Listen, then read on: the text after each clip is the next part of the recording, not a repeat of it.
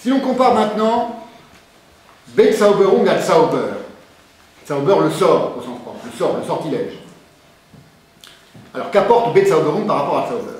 On constate que par l'intermédiaire du préfixe B, qui indique souvent en allemand, nous explique le Zachsblatt, l'application à toute la surface du régime de l'action énoncée par le verbe. Exemple, malen, peindre, bemalen, peindre toute la surface.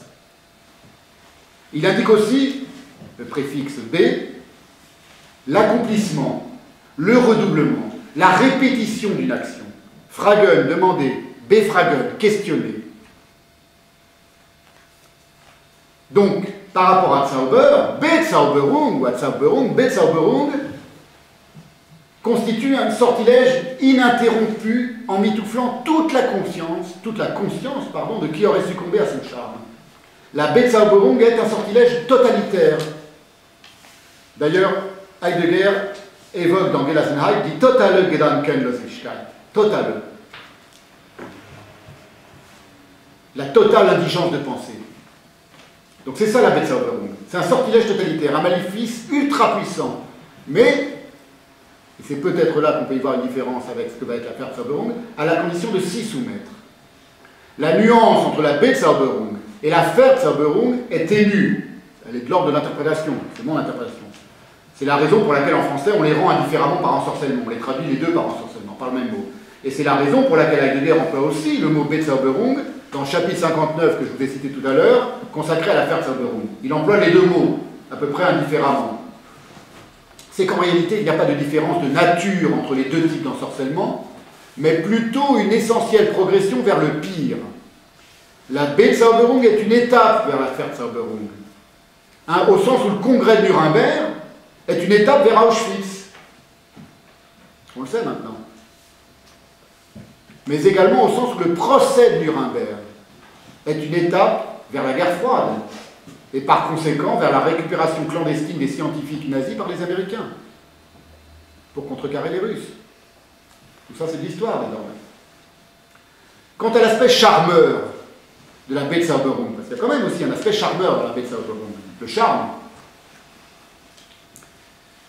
tel que l'a dépeint cet édifiant passage de Gelassenheit que je viens de vous lire. On croirait qu'on nous parle de nous aujourd'hui, devant Facebook. Il tient à ce qu'on peut en effet trouver du charme à la télévision, à la radio, aux fêtes commémoratives, voire à l'indigence de penser. Il y a des gens qui trouvent du charme à l'indigence de penser. Et de même, on peut trouver un certain charme au nazisme, sans y déceler d'abomination. Ou plus exactement, sans prêter d'attention, ou sans prêter attention à son essence barbare. Et on n'a pas besoin d'être un nazi pour ça. Ce fut quasiment la règle en Europe, au point qu'on connaît, on a des témoignages de juifs allemands qui, dès 1933, se réjouirent de l'arrivée de Hitler au pouvoir. Je peux vous lire, puisqu'on a le temps, je peux vous lire par exemple une lettre du banquier Max Warburg. François, dans les écrits politiques de Heidegger, suscite un autre exemple. Là, j'en ai trouvé encore un autre. C'était relativement fréquent, évidemment. Il ne faut pas généraliser. Ce n'est pas tous les juifs d'Allemagne qui ont applaudi. Mais il y avait des juifs allemands qui ont vu dans l'arrivée, exactement comme Heidegger au début, qui ont vu dans l'arrivée d'Hitler au pouvoir quelque chose qui allait peut-être un peu rafraîchir et fouetter le sang de cette vieille nation allemande. Le banquier Max Warburg écrit le 19 mars 1933 à un cousin new-yorkais à propos du nazisme. Il est dommage que ce mouvement, qui est porteur de tant de bien, soit encombré de tant d'ordures et que son antisémitisme rende toute association avec lui impossible. Et je vais vous citer quand même le rabbin Eli Munk, rabbin d'Alsace. La citation est faite par François Fédier, ici présent. Le rabbin Eli Munk, en 1933, écrit « C'est à partir du judaïsme que je rejette la doctrine marxiste. Je me reconnais dans le national-socialisme, une fois ôté sa composante antisémite. Sans l'antisémitisme, le national-socialisme trouverait ses plus chauds partisans chez les juifs fidèles à la tradition. » Ce ne sont que deux opinions, mais elles sont parlantes.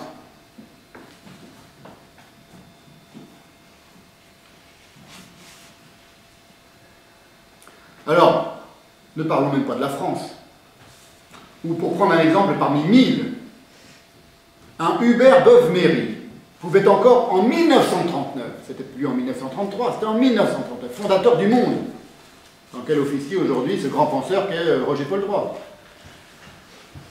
il pouvait consacrer un essai entier, un livre entier, à l'Allemagne, intitulé Vers la plus grande Allemagne, et au national-socialisme.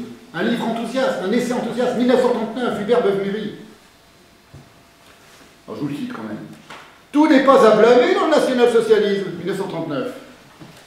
Et il aura contribué, parallèlement au communisme, auquel il s'apparente à plus d'un titre, à modifier profondément la face du monde. Contre les dépravations de l'intellectualisme, de l'individualisme, du libéralisme, du capitalisme, contre l'affadissement ou les déviations du christianisme, il aura été une réaction excessive, mais nécessaire. Voilà, Hubert Beuve-Méry en 1939.